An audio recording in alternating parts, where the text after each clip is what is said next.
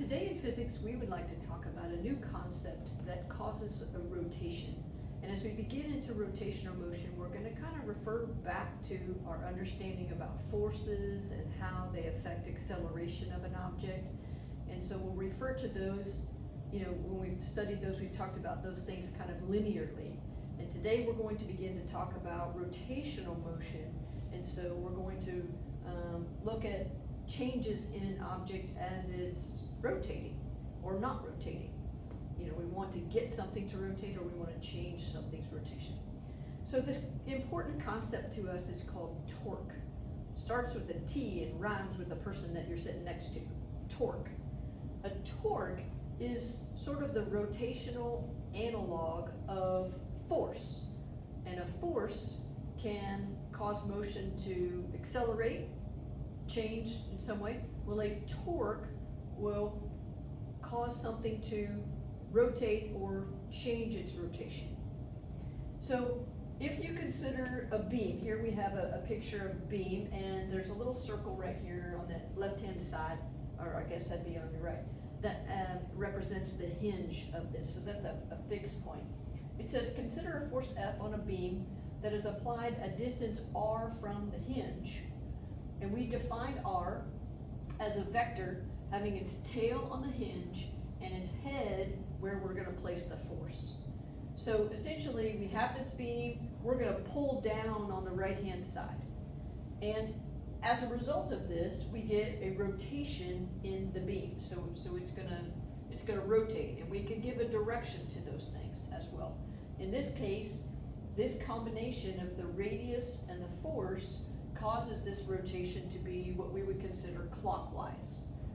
So when we talk about rotations and torque, we say that this becomes a vector, and as we study those things, we want to talk about, well, I want to define the direction of this rotation. I want to define the direction of this torque, okay? So we use a new tool for us, but fortunately, I'm glad you brought it with you today. It's called a right-hand rule. And with a right-hand rule, you simply need your right hand, and we're going to use your index finger to represent one variable. We're going to use your middle finger to represent the direction of the other variable, and your thumb will indicate the direction of the product of these things. So in this case, if I was to take my right hand and represent the torque here, I would take my finger, and I want to make my index finger represent the radius. So since the hinge is here and the radius is pointing to your right, my index finger is going to point to your right. Now the force is going to pull down on this. So my second finger is going to represent the force. These need to be perpendicular to each other, just as X and Y are perpendicular to each other. So I didn't draw that very perpendicular as a force goes, because it's going to cause this to rotate. But if the radius is to your right and the force is down, we have our fingers now in this orientation. All we then do is we stick our thumb out. Well, my thumb is pointing into the screen. So we would say that the direction of this torque, which is a combination between R and F, the direction of the torque is into the screen.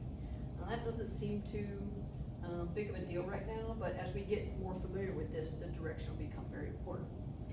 So we could say that this is rotating clockwise using our right hand rule. There's several different ways that we can use a right hand rule too. I can take my entire hand and point it along the radius. It's got to be my right hand. I'm going to point my hand along the radius, and the force is coming from my palm. So I'm going to curl my fingers in the direction of the force, and I can see that that is a clockwise direction, right? Clocks go in this direction clockwise. Unless you're digital, then that's difficult for us to understand. But then I stick out my thumb, and the force is still into the screen. So when we would use some of these things, remember, okay, so you have a bar that's going to rotate. Okay, we want to cause other things to rotate. Frequently in physics, we need to cause a rotation of certain things. Maybe we want to open a door, or maybe we want to get the lug nuts on the tire to rotate so that we can change the tire. In doing those things, we want to apply a force on on that object and cause that object to rotate. Certainly it would be very difficult to open the door if we had to just take it off the hinges, pull it off, and set it out of our way. So let's take a look at this example here of kind of rotating the door. I'm gonna spin you over here, and we're gonna open this door. So we have a door into the physics lab, and let's say that we wanted to open this door. We know that the hinge is over here on the left-hand side of the door, and the doorknob is way over here on the right. And we might think, well, why did they put the doorknob so far away? Why did they put the doorknob in the middle of the door? Okay, so fortunately, I don't have to take this whole door and just hook it off the hinges and set it out of my way to go into the lab. That would be awful. But if I just cause the door to rotate, it'll be much easier for me to. So certainly the hinges are important to me because they carry some of the weight. Now, I want to apply a force to this, and in order to make this rotate, I need to apply a torque, right? Think of torque as sort of a twisting force. So if I were to come over to this area and pull in this direction perpendicular to the door, I could get it to rotate. But have you ever tried to open a door and try to think that you're trying to be helpful for somebody else, so you're trying to open the door but get out of the way of other people? You know, especially those that have that bar in the middle. You push on the bar and then you try to push the door, and it's much more difficult for you to open a door that way. Why? Well, either the radius is really short, or you're not applying your force perpendicularly, and so we don't get to use all of your force. If we apply a force perpendicular to the radius, we get to use all of the force. But if I were to get to this side of the door and I were to try to open the door by pulling at an angle this way, it's much more difficult for me to open the door because I don't get to use all of my force. Only a small portion of this force is perpendicular to the wall or perpendicular to the door, so only a small portion of it is going to go into opening it. It's much easier for me to open the door if I pull perpendicular to the surface, okay? And if I were to pull in the same direction as the radius, let's say that I'm going to pull in this direction, certainly no part of my force will go into opening the door and it won't open, okay? Changing a tire is very similar. Not to opening a door, but we need to apply a torque.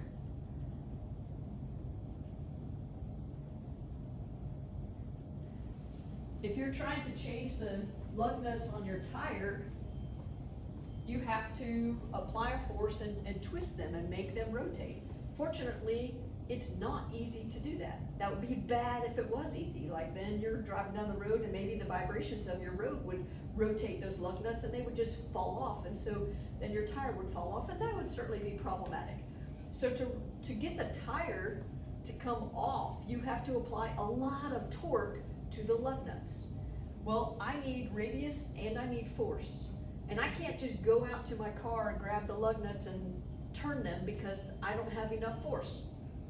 I'm not wearing my Incredible Hulk shirt today. So to get the torque that I need, I'm limited with my force. I need a longer lever. If I could get a longer lever, then I could apply a force at the end of that lever and it would give me enough torque to get those lug nuts to rotate. You know, some people have tire irons that just have a single bar and then a little,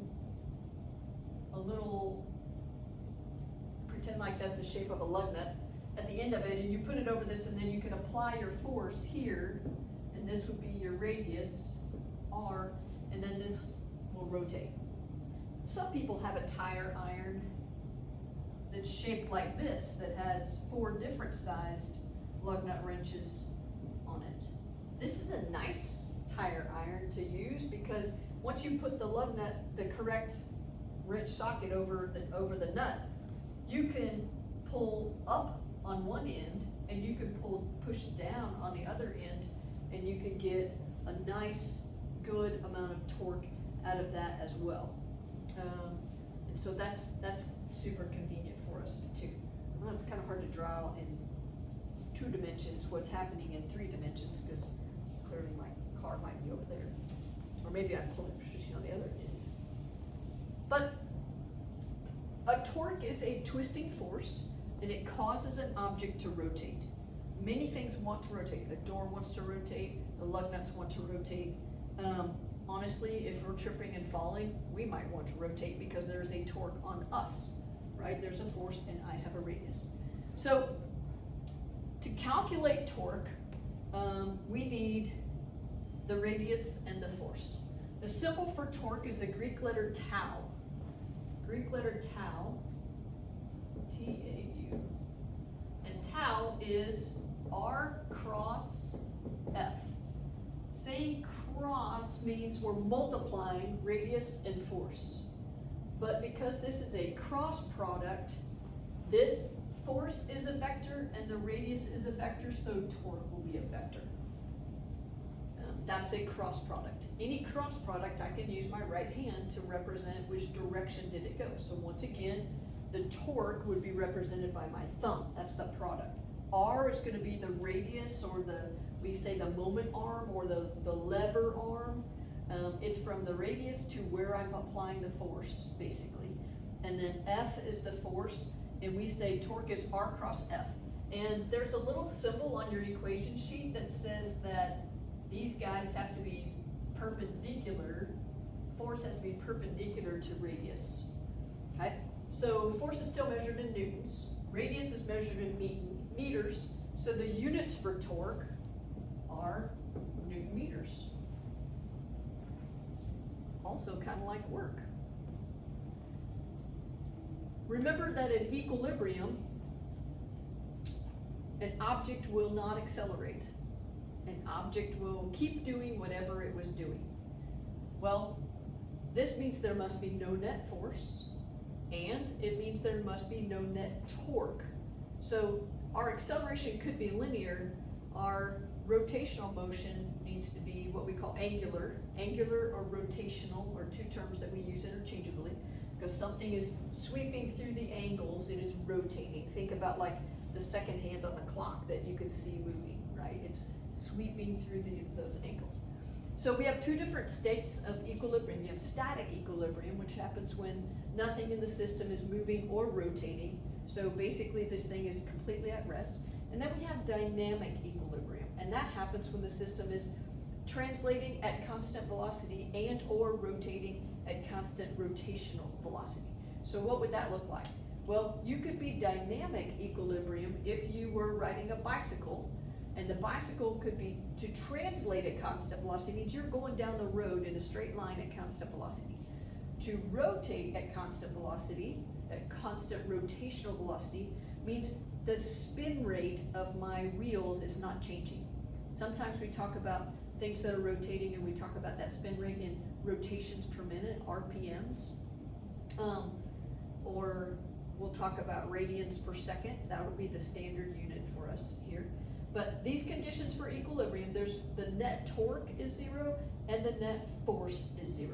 So if you look at my meter stick that is sitting on this fulcrum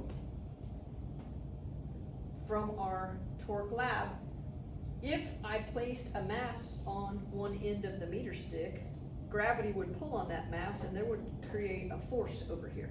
So this force would pull, or gravity would pull down on this force, and then this is away from that point of rotation, so that would cause this end of the meter stick to rotate clockwise.